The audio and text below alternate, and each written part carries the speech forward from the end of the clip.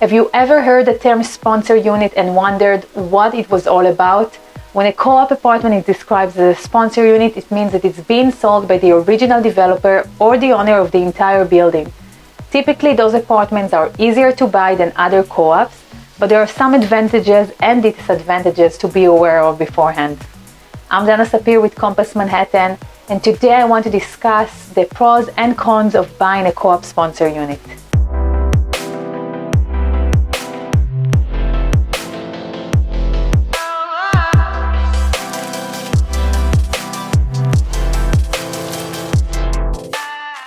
Many pre-war complexes in New York City were converted into co-op in the 1970s and 1980s as a way of rehabilitating the buildings and creating a new ownership structure.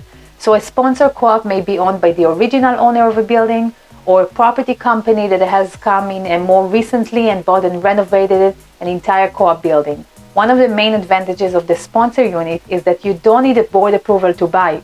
The co-op sales package tend to be one of the most daunting, so the scrutiny of the board can help pave the way for purchaser who might have otherwise be rejected, like freelancers and consultants with contracted work or entrepreneurs who might be cash poor at the time of the purchase.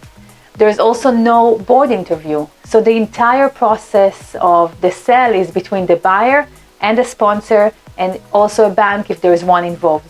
It is the easiest it gets, similar to buying a house in terms of the process. On the flip side, although co-ops are typically priced more affordably than condos, you can expect to pay more for a sponsor unit than a resale co-op.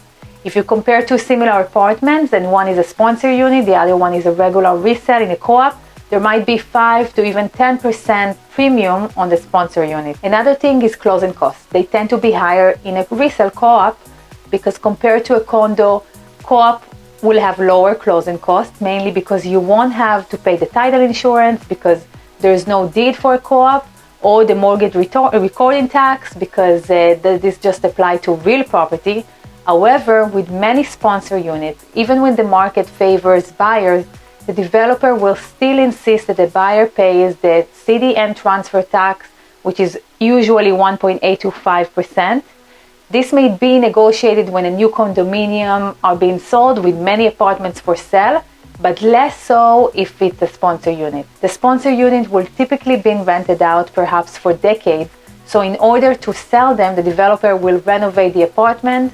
And keep in mind, there's probably a big difference between renovation you would do yourself and a sponsor makeover. Some buyers may find themselves re-renovating within a couple of years if the sponsor upgrade were merely cosmetic. So to summarize, on the plus side, you will have an easier time purchasing since you avoid a board approval and most likely get a renovated space. On the downside, that renovation may be merely cosmetic, your closing costs might be higher, and the purchase price may be steeper too. If you are considering buying a sponsor unit in a co-op, I hope this episode helps shed some light on what you should think about beforehand.